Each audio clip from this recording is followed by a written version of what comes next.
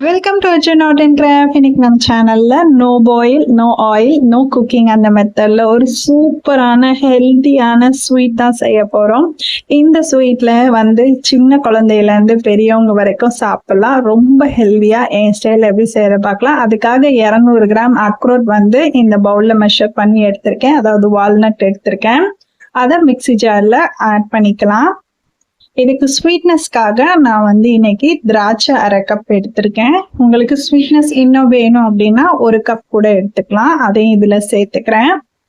இப்ப இது கூட ஒரு 2 பிஞ்ச் அளவுக்கு ஏலக்காய் பொடி சேர்த்துக்கிறேன். ஆப்ஷனல் தான், இல்லைன்னா விட்டுடலாம்.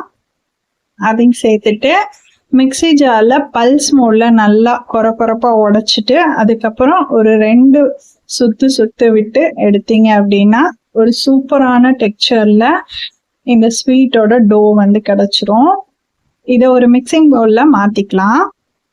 இப்ப இத கைகளால அழுத்தி நல்லா சப்பாத்தி மாவு அளவுக்கு பிசைஞ்சு எடுத்துக்கலாம். நீங்க தண்ணி எதுவும் சேர்க்காம திராட்சையில இருக்க ஈரத்தன்மையே போதும். நல்லா அழுத்தி பிசைஞ்சிங்க அப்படின்னா ஒரு சாஃப்ட் டோவா நல்லா கிடைக்கும். ஒரு டோவா நீங்க நல்லா பிசைஞ்சு எடுத்துக்கோங்க. இந்த அளவுக்கு நல்லா பிசைஞ்சு எடுத்துக்கோங்க. இதுல பாதி அளவுக்கு நான் எடுத்து ஒரு பவுல்ல டிரான்ஸ்ஃபர் பண்ணிட்டு இன்னொரு பாதிய இன்னொரு பவுல்ல டிரான்ஸ்ஃபர் பண்ணி வச்சிருக்கேன். எதுக்காகனா கிட்ஸுக்கு கொடுக்க போறோம். அதனால கொஞ்சம் கலர்ஃபுல்லா கொடுத்தா அவங்க அட்ராக்ஷனா சாப்பிட்றதுக்கு நல்லா இருக்கும். அதுக்காக டைகர் பிராண்டோட ரோஸ் எசன்ஸ் ஆட் பண்ணியிருக்கேன். ஆப்ஷனல் தான், இல்லைன்னா நீங்க அப்படியே கூட பீஸ் போட்டு பட்டர் ஷீட்ல வச்சு பீஸ் போட்டு சாப்பிடலாம். இந்த ஆட் பண்ண ரோஸ் எசன்ஸை நல்லா மிக்ஸ் பண்ணி இந்த அளவுக்கு நம்ம பிசைஞ்சு எடுத்துக்கலாம். அக்ரூட்ல இருக்கிற எண்ணெயே பிரிஞ்சு வந்துடும். நம்ம ஆயில் எதுவும் சேர்க்க தேவையில்லை, நெய் எதுவும் சேர்க்க தேவையில்லை. இப்போ ஒரு பட்டர் ஷீட்டை இந்த மாதிரி வச்சுட்டு அதுல ஃபர்ஸ்ட் நம்ம பிசைஞ்சு வச்சிருந்தோம் இல்லையா, பாதி குவான்டிட்டியில டோ, கலர் எதுவும் சேர்க்காம அதை இந்த மாதிரி பரத்திக்கலாம்.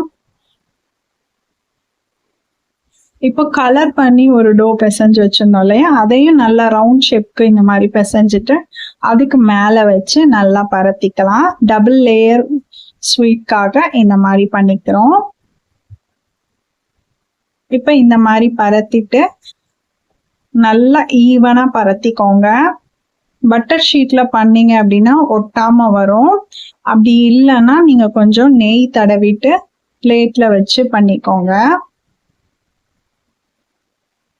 இப்போ இந்த அளவுக்கு நல்லா ஒரு திக் லேயருக்கு பரத்தியாச்சு. இப்ப ஓரங்கள்ல இருக்கிறதெல்லாம் கட் பண்ணி எடுத்துட்டு நம்ம பீஸ் போட்டுக்கலாம். இப்ப சைட்ல இருக்கிறதெல்லாம் கட் பண்ணி எடுத்துட்டு பீஸ் போட்டுக்கோங்க. சைட்ல கட் பண்ணி எடுக்கிறதையும் நீங்க குட்டி குட்டி பால்ஸா உருட்டி ஒரு டோ அளவுக்கு நல்லா ஒரு சூப்பரான குட்டி குட்டி ஸ்வீட்டா கிடைக்கும். அதையும் பண்ணி வச்சுக்கலாம். இப்போ சைட்ஸ்ல 4 கார்னர்லயும் ஸ்கொயர் ஷேப் அளவுக்கு நான் கட் பண்ணி எடுத்துக்கிறேன்.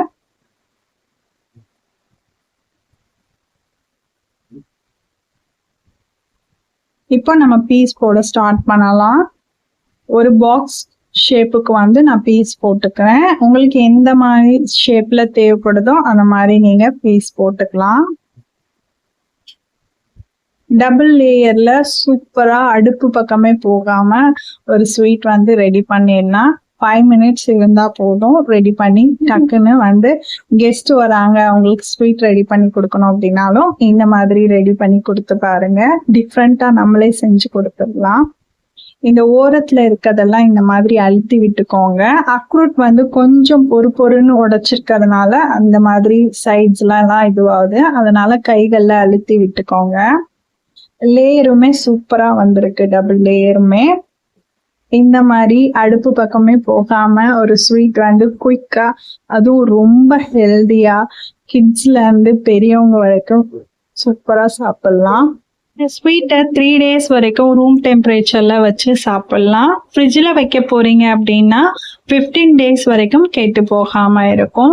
இந்த மாதிரி டபுள் லேயர்ல சூப்பரா ஹெல்தியா அடுப்பு பக்கமே போகாம எண்ணெய் சேர்க்காம நெய் சேர்க்காம இந்த மாதிரி ரொம்ப ஹெல்தியா ட்ரை பண்ணி பாருங்க. எப்படி இருந்துச்சு ட்ரை பண்ணி பார்த்துட்டு கண்டிப்பா கமெண்ட்ல சொல்லுங்க. வீடியோ பிடிச்சா லைக் அண்ட் ஷேர் பண்ணுங்க. தேங்க்யூ.